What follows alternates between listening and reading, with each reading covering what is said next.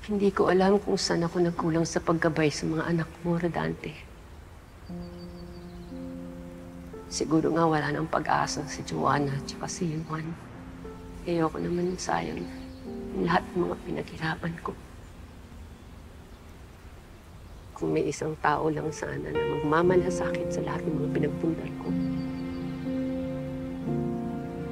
hindi ako mag-aatubiling ibigay lahat sa kanya yun. Mas gugustuhin ko pa yun kesa sa mawala na, parang bula lahat.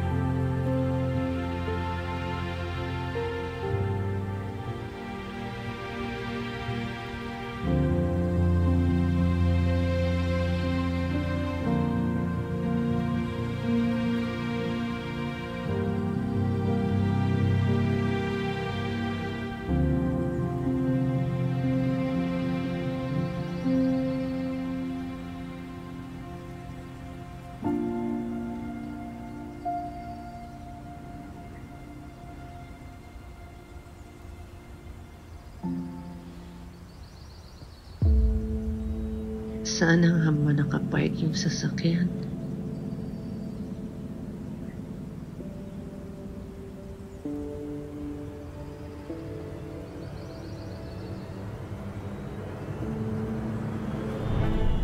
Naliligaw na yata ako.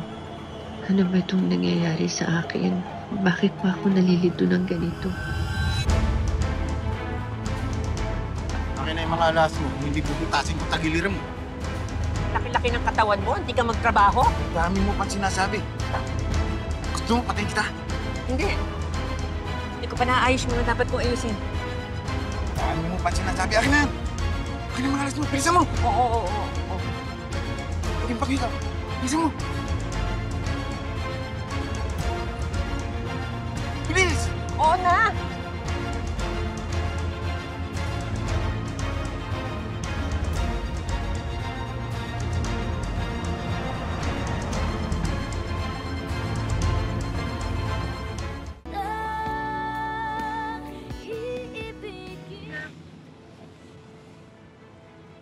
Tagal ni Madam, ah.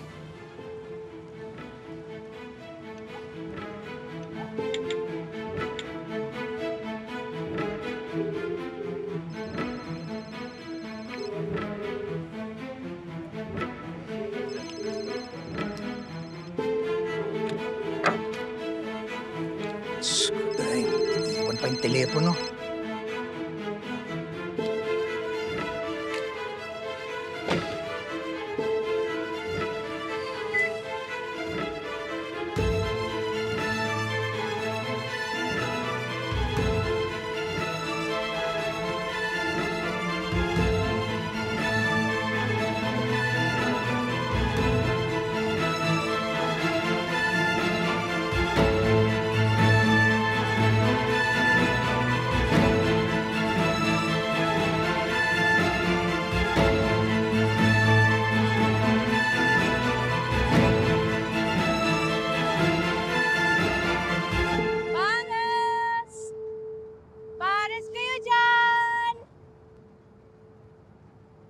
Bili na kayo!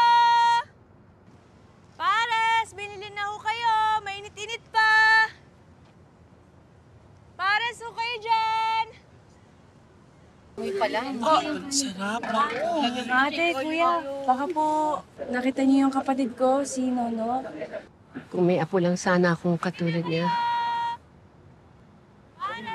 Layo naman nila ang Juan at Joanna.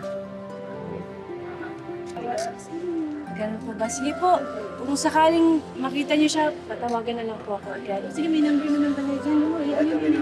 Salamat po. ulalo kayo dyan. Suki, dadagdagan ko order mo. Order mo po. Ay, sa pabombo. Sige po. Sige po. Dadalhin ko na lang po sa inyo.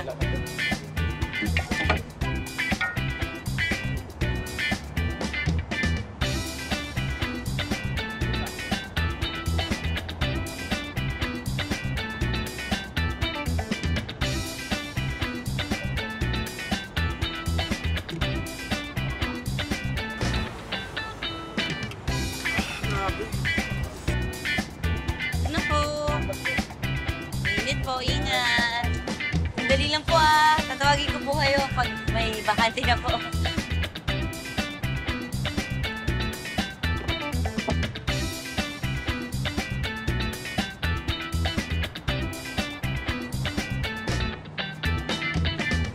Bulalo kayo dyan! Bagong hango po! Mainit pa! Malaman! Pares! Pares kayo dyan!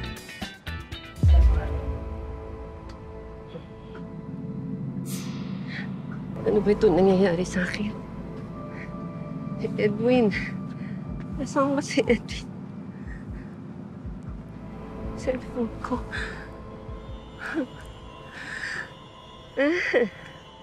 Pares! Pares kayo dyan!